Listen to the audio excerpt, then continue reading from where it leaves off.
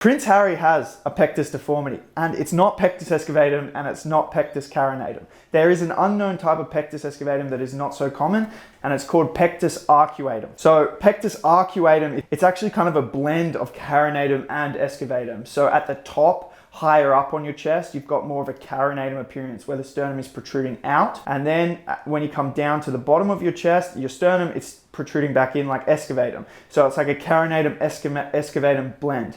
The Pectus Arcuatum is also called horseshoe pectus because it kind of looks like a horseshoe, and it's typically more of like a round shape.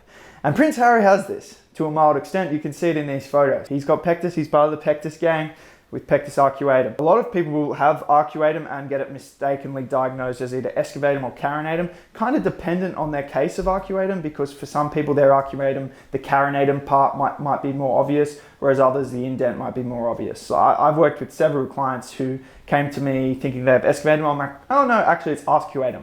But the good thing is, if you have Pectus Arcuatum, treatment methods are really the same. And, that's why I still coach people even with carinatum, because the reality is, it's not like we're miraculously when we're treating it with exercise and stretching and, non-invasive means, just with, the body and building muscle and posture.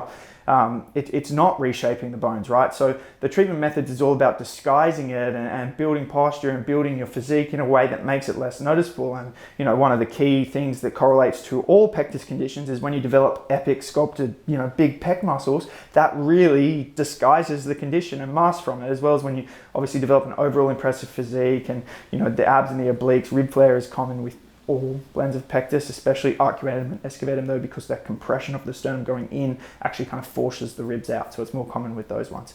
So anyway, the treatment methods, like in terms of like my training and utilizing exercise, do correlate, and it's still going to be very, very beneficial if you have arcuatum. So there you go. There is a third type of pectus: excavatum, carinatum, and arcuatum. Arcuatum is certainly the least common, but it's still there, and pectus comes in all shapes and sizes and all kinds of different types. If you do have arcuatum or excavatum or carinatum and you want to improve it, then I'd love to help you. You can look obviously through my hundreds of YouTube videos. I put out lots of helpful content, and even if it's like tailored towards excavatum, it's still going to help you if you have arcuatum or carinatum.